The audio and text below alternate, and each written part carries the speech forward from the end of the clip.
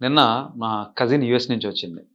So, దానికి regular dental checkup కోసం వచ్చింది. సో, బాబాయ్ నేను ఏం వాడాలి?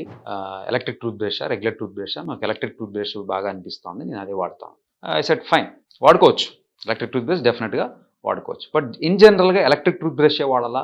లేకపోతే మాన్యువల్ టూత్ బ్రష్ వాడాలా అనేది మనం మెన్షన్ చేసుకున్నట్టయితే బేసికల్‌గా మనము బ్రిజిల్స్ వాడేటప్పుడు దాని పెట్టే పద్ధతి అది ఒక పద్ధతిలో ఒక 45 డిగ్రీస్ యాంగిలేషన్‌లో మన టీత్ ఒక 3 పళ్ళు ప్లస్ కొద్దిగా చిగురు పళ్ళు జంక్షన్‌లో పెట్టేట్టుగా చేసి circular with to and fro motion కలిపి మనము ఒక 15 స్ట్రోక్స్ అలా ఇవ్వడం జరుగుతుంది. దాని తర్వాత ప్రతి టూత్‌కి అలా మనం ఇచ్చుకుంటూ రావడం జరుగుతుంది. ఈ బ్రష్ ప్లేస్‌మెంట్ ఇది మనం చెయ్యలేము. నాకు జస్ట్ బ్రష్ పెడితే తిరిగి అంటే అనుకున్నప్పుడు ఆ ఎలక్ట్రానిక్ టూత్ బ్రష్‌కెళ్ళినప్పుడైతే మీరు ఎక్కువగా దానికి కష్టపడకుండా దాన్ని అక్కడ పెట్టినప్పుడు దానికి ఆల్రెడీ ఎటువంటి మోషన్ రావాలనేది అది ఇన్కార్పొరేట్ చేసి ఉంటుంది కాబట్టి circular motion and to and fro motion అనేది అది ఎలక్ట్రానిక్ టూత్ బ్రష్ అనేది చేసేస్తూ ఉంటుంది. వేరేస్ మాన్యువల్ టూత్ బ్రష్‌లో మనము కొద్దిగా శ్రద్ధ తీసుకొని చేయవలసి ఉంటుంది. ఈ పద్ధతుల వల్ల ఎవరికైతే నేను ఇదంతా నేను దృష్టి పెట్టి చేయలేను అనుకున్నప్పుడు కొద్దిగా కాస్ట్ ఎక్కువైనా